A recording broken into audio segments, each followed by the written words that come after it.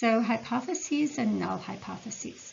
In the study we've been looking at, the hypothesis was African American males who believe a test is diagnostic of intellect, so that's our first population, will perform more poorly than African American males in general. So in other words, the researchers posit that this threat condition, this diagnostic test, will interfere with performance for these individuals, and so they're looking for evidence to support their hypothesis. And so in this case, the null hypothesis is the same as the hypothesis, except it's that African American males who believe a test is diagnostic of intellect will not perform more poorly than African American males in general. And so in this case, the researchers must start conservatively with the advanced premise that there will be no difference in performance regardless of threat condition. Erring on the side of caution, innocent until proven guilty. So remember, in research studies, we don't accept the research hypothesis. Instead, we reject the null hypothesis or fail to reject the null hypothesis. So we always are talking about the null.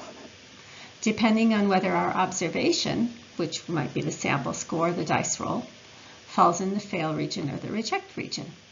And so the fail region is the region that's white, and I'll have this marked out in later slides. And the reject region is the area in blue. So let's revisit our ideas about the hypotheses and the null hypotheses.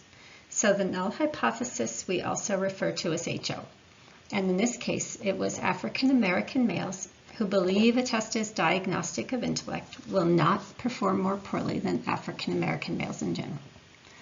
And so here's our little image. So this is the distribution we saw in the previous slide.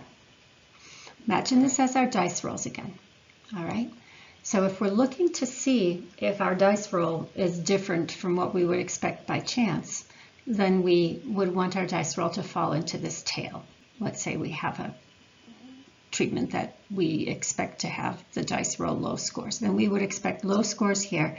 And if we get low scores, then we would call this our reject HO region, our rejection region. But if our score falls in the center region, anywhere in here, then we would fail to reject HO. And so here, if we have a sample score that falls right here or anywhere else in here, then the null hypothesis stands strong. The research hypothesis isn't supported. But if the research hypothesis states that African American males who believe a test is diagnostic of intellect will perform more poorly than African American males in general, and here's our image. We have the same fail region, the same reject region. This is the standard set by the researcher. And if the score falls in the reject HO critical region like this score did, imagine dice rolls that were really, really low, then we would reject HO, reject the null hypothesis. Our research hypothesis is supported. This is a significant result.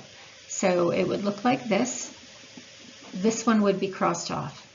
The only way the research hypothesis stands is if we cross off or reject the null hypothesis.